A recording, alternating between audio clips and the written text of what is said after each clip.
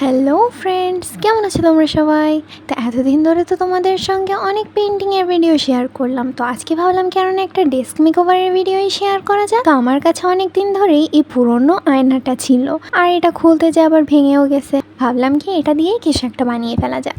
তোমরা নিয়মিত যারা আমার ভিডিও দেখো তারা দেখেই থাকবে যে আমি একটা ভিডিও স্ট্যান্ড নিয়েছিলাম, আর ওই প্যাকেটটা আমার কাছে রাখা ছিল। তো তোমরা দেখতেই পাইছো যে আমি ওই কাগজটা কীভাবে কাট করে নিছি, আর তারপর এটার উপর সুন্দর করে জেসি অ্যাপ্লাই করে নিছি। তারপরে এটার উপর আমি সুন্দর করে আয়নাটা লাগাই নিছি, আর এখন আমি ক্লে দিয়ে সুন্দর করে এটা ডেকোরেট করে নিব। তো এখানে আমি হোমমেড ক্লে ইউজ করছি। তোমরা চাইলে সুপার ক্লে বা বাজার থেকে আমরা যে মোল্ডেড ক্লেগুলো কিনি ওইগুলোও ইউজ করতে পারো। তো ওই দিন আমাদের ঠিকমতো কারেন্ট ছিল না, যার জন্য আমি সমস্ত ডেকোরেশনের ভিডিওটা শ্যুট করতে পারিনি। আর সমস্ত ডেকোরেশনের ভিডিও শ্যুট করতে গেলে ভিডিওটা অনেক বড় হয়ে যেত।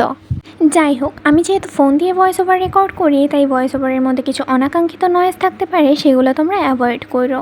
এবার জলদি জলদি এটাকে সুন্দর করে পেইন্ট করে নিই।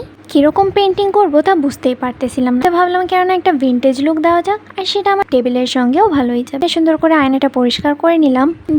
পরিষ্কার করার পরে মনে পড়ছে যে এটার উপরে একটু সোনালি কালার অ্যাপ্লাই করলে ভালো হতো। যাক, বলে যাও এটার ফাইনাল লুক তোমাদের কাছে কেমন লাগতেছে।